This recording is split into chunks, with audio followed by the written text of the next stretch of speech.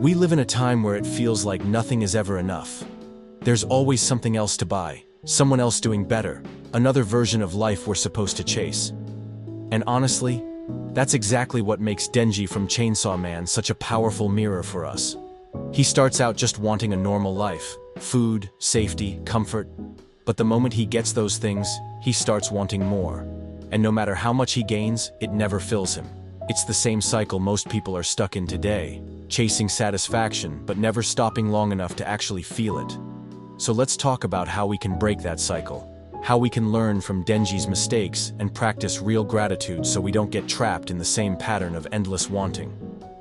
Recognize the trap of more. The first thing to understand is that wanting more isn't wrong. It's human. But it becomes a trap when it turns automatic. Denji gets caught in that loop. He gets food, love, even comfort. But instead of appreciating it, his mind instantly moves to the next thing he doesn't have. That's the danger of living on autopilot. You start to believe that happiness only exists in the next goal, the next relationship, the next level of success. But in reality, that mindset guarantees you'll never feel fulfilled. The fix starts with awareness. Catch yourself when that thought appears. Once I get this, then I'll be happy. Notice it, pause, and remind yourself that you said the same thing last time. And it didn't last, did it?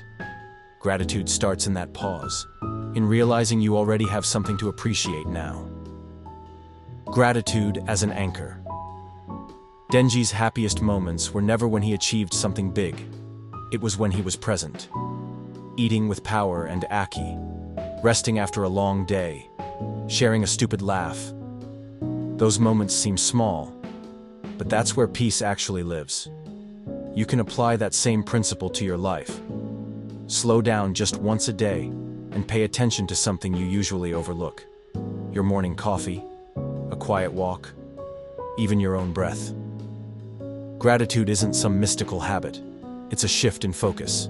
It's saying, I already have things that matter, and I refuse to ignore them. Start there. It doesn't have to be a journal or a ritual, just a genuine acknowledgement of what's already good.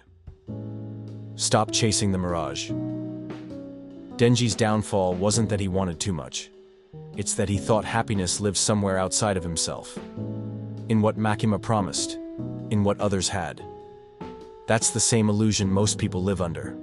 The truth is, there's no version of life where you suddenly arrive. If you don't build gratitude where you are now, you won't feel it when you get what you're chasing. You'll just move the goalpost again. So instead of asking, what's next, start asking, what's already here? The second question changes everything. It brings you back into the moment, back into the reality you're constantly rushing past. A practical challenge. Here's a simple challenge. For the next week before you go to sleep, name 3 small things that made your day better. Not big achievements, small ones. Maybe you had a good meal. Maybe someone texted you back. Maybe you just made it through the day. Do that every night. It sounds small, but it retrains your brain to stop running on the treadmill of more. And that's how gratitude works. It's not about ignoring ambition. It's about grounding it in reality so you can actually enjoy what you earn. The takeaway. Denji's story isn't just a wild ride filled with devils and blood.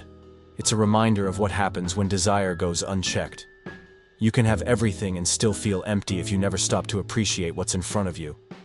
So take a moment. Slow down. Look around. If you can find gratitude in the smallest parts of life, the quiet mornings, the shared laughter, the simple things, you'll stop chasing happiness and start living it. That's the lesson Denji never fully learned, but you still can.